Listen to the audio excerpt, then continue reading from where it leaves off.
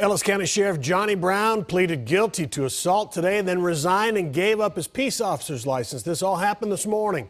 Fox 4 first broke the story in January of the investigation into a fight at a Whataburger restaurant involving then Sheriff Brown and his brother.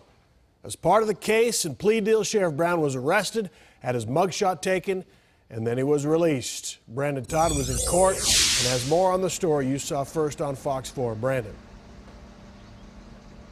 Yeah, Steve, Johnny Brown was fingerprinted, booked, and then had his mugshot taken by the very deputies that he once commanded. All of this part of a deal that he struck with prosecutors, from a fight that Brown characterized as an unfortunate incident.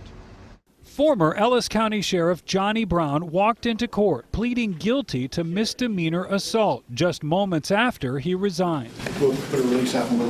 Brown, who served 2 terms as sheriff and was recently reelected, admitted to assaulting Matthew Longoria early New Year's morning at this Midlothian Whataburger.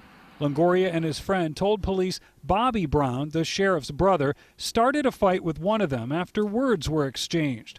Longoria also told police when witnesses threatened to call the cops, Sheriff Brown bragged, "We are the cops." When you're elected as sheriff, you swear in to protect the people of your county. And I just feel like he didn't do his job that night. The fight was captured on cell phone video and surveillance cameras, video that has not been released. Sources say that was convincing evidence of Brown's guilt. The Montgomery County DA, brought in to prosecute the case, praised the victims.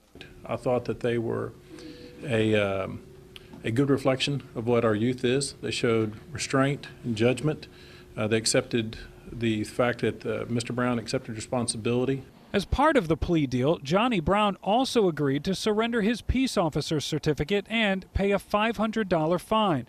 He declined an on-camera interview, but said in a statement, "I have also taken ownership of the criminal responsibility that arose from my participation in the incident involving my brother and third parties. I offer my most sincere apologies to any and all who I may have hurt or disappointed." It was not that he was not without any type of fault or responsibility, but he ultimately bit the bullet on this and took full responsibility for the things going forward for the benefit of this office and this county and the citizens.